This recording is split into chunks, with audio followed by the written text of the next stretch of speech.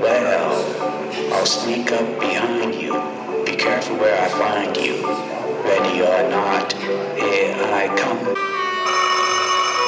Unreal City.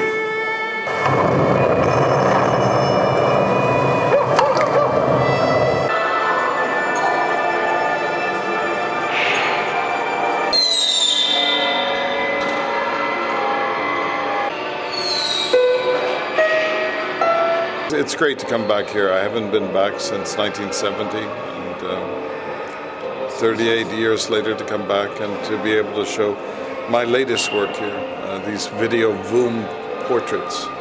It's definitely the art of the next century. You know, when we think of artists, we think of old paintings, we think of things that are in the Louvre somewhere in France, things that are untouchable. And this is kind of like our time. He created it during my generation, and during my generation I got to experience it.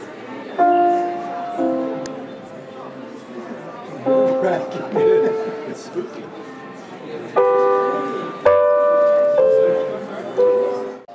He has dirty fingernails, blue hands, big on the table coming at you, and yet his jeans, his coverall, his overalls are immaculate. And so it's just an interesting contrast to me. You know, at first I thought, I mean, his hands looked somewhat blue and dead, and he seemed to be very static, and then he blinked. He has no emotion on his face. When I look at this kind of art, I think of maybe what kind of man was he? Kind of eerie, like someone was staring back at you. I mean, the blinking, it was more of an interactive, not just an art show that you would look around and see a portrait and go to the next one. You think you know someone, and then you look, and I've never seen this person in this light before.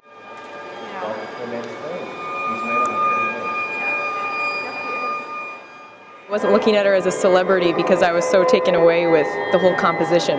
I heard that it was moving portraits, and I assumed they would be like moving and walking around. I didn't realize they'd be so still, and so it feels more like you'd expect a portrait to be, a painting, and I really like that. But it is moving, they blink, and so you have to kind of take the time to just sit and watch for a really long time. I always start with stillness, people being very still and then moving outwardly. Sometimes when we're very, very still, we're more aware of movement than when we make a lot of movement outwardly. So these portraits are exploring this inner movement. I thought to do her all in red. And she said, oh, I don't want to. She said, I did Frida and everyone always sees me in red. I said, well, what about we do it like a black and white, like an old, like a film from the 30s. She said, oh, that sounds good.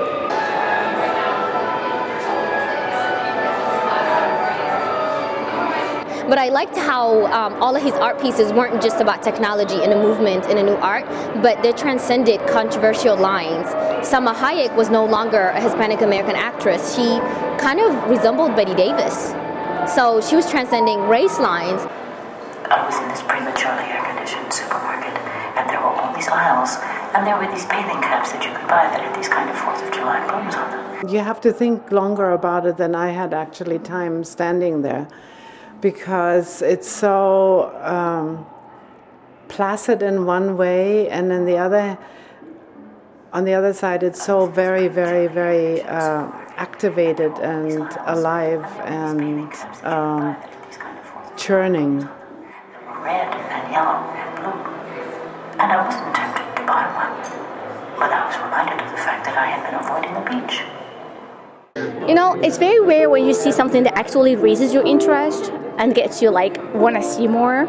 So that's how I felt when I first saw that first picture. I'm like, I really want to see the rest of the work and see how actually it works. How am I going to feel towards the other things?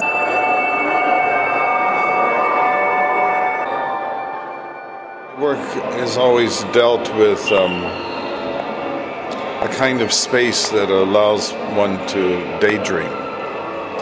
A kind of space you have, you go to a park and sit and watch clouds change or people walk or pass by.